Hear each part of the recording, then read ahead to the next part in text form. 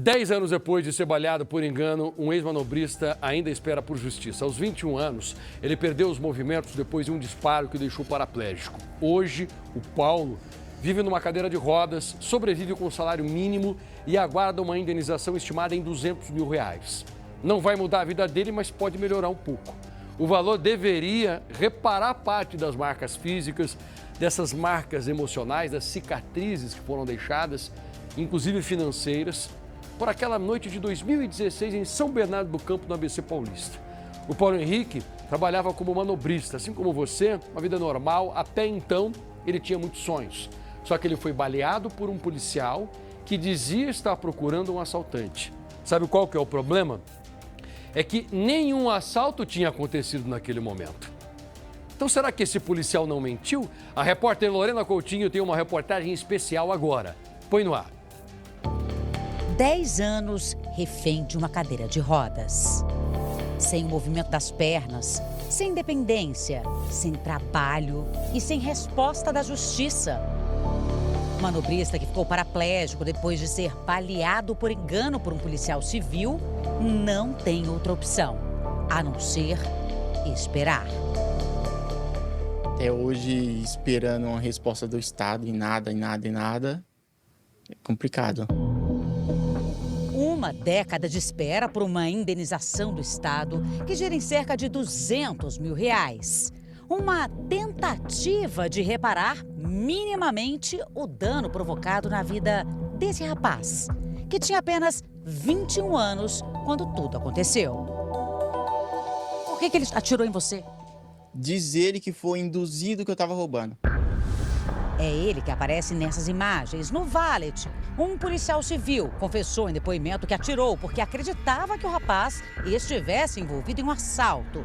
Ele foi condenado a 11 meses de prisão em regime aberto por lesão corporal. Apesar da condenação, não houve pagamento de indenização.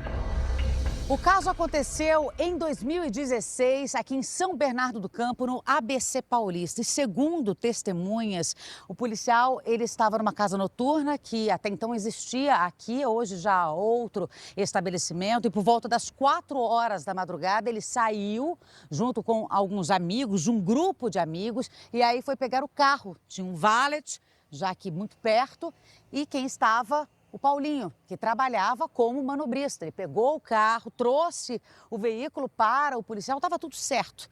O Paulinho já estava no fim do expediente dele. Foi fechar o caixa, fechou o caixa, pegou o dinheiro e iria para casa.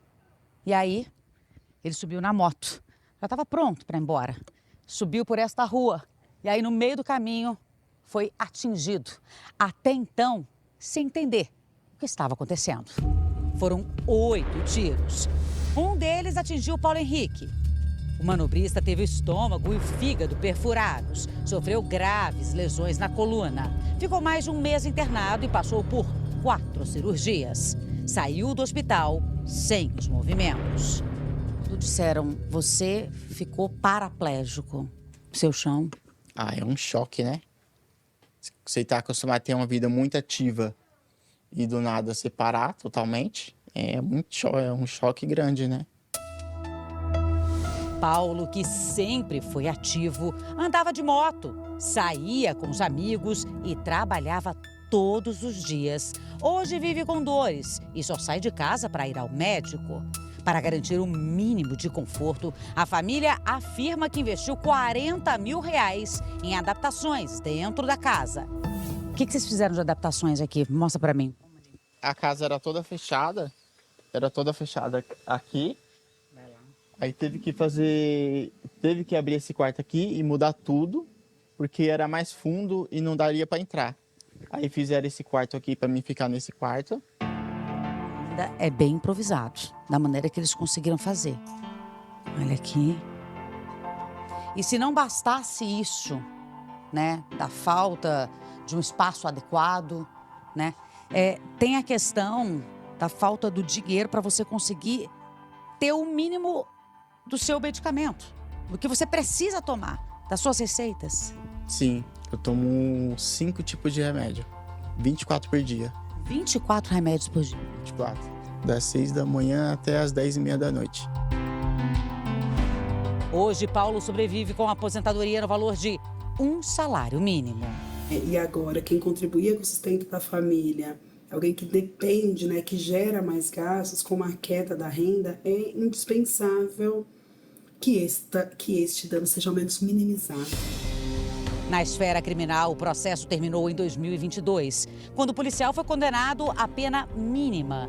Já na esfera civil, a espera continua. Paulo entrou com uma ação contra o Estado em 2019, mas o processo foi extinto em 2022, sem julgamento do mérito, por abandono de causa. O Tribunal de Justiça de São Paulo informou que o advogado que representava Paulo deixou de se manifestar por mais de um ano. Sem entender como funcionava o andamento judicial, o manobrista acreditava que a demora fazia parte do processo. Ele conseguiu uma nova defesa. Nosso pedido, basicamente, é para que ele tenha qualidade de vida, um mínimo de qualidade de vida. Nós sabemos que nada vai trazer de volta o que ele tinha antes, né, de estar na situação que ele se encontra. Mas o mínimo a gente está pedindo. O ouvidor das polícias de São Paulo disse que o tempo de espera pode ser reduzido quando existe um acordo com o Estado. Tem uma legislação estadual, um decreto que regulamenta essa lei estadual, que permite que o Estado faça acordo, desde que o Estado reconheça a sua culpa, para indenizar essas pessoas. Esse acordo abreviaria o tempo, diminuiria o tempo. Não precisaria ter o trânsito julgado de um processo. Paulo agradece pela vida, mas, além das sequelas, carrega a dor de não ver a justiça ser feita. E eu perdi a vida, tô travado, dependendo dos outros ainda. Isso que é complicado. Por favor. Olha, Passaia, eu vou falar uma coisa assim, muito sinceramente, eu morro de vergonha quando eu vejo o poder do Estado massacrar uma pessoa que foi vítima do próprio agente que representa o Estado. É lamentável isso. Gostaria que a justiça fosse mais rápida num caso como esse para fazer um mínimo, uma reparação àquilo que o próprio Estado, por meio do seu agente, causou. E é um valor tão pequeno, não é? Mas que vai fazer a diferença tão grande na vida dele. Pois então, sabe, é uma luta de gigante com Golias, sabe? Então é um negócio assim que não tem cabimento, né? O Estado com toda a sua força. Davi. É desproporcional, né? Desproporcional. É Davi contra Golias. Davi contra Golias. Mas vamos acreditar que depois desse apelo aqui, dessa reportagem, as nossas autoridades vão olhar com mais carinho para esse rapaz. Ele precisa muito. Eu vou acompanhar até o final, nós aqui do Balanço. É o DNA do Balanço Geral.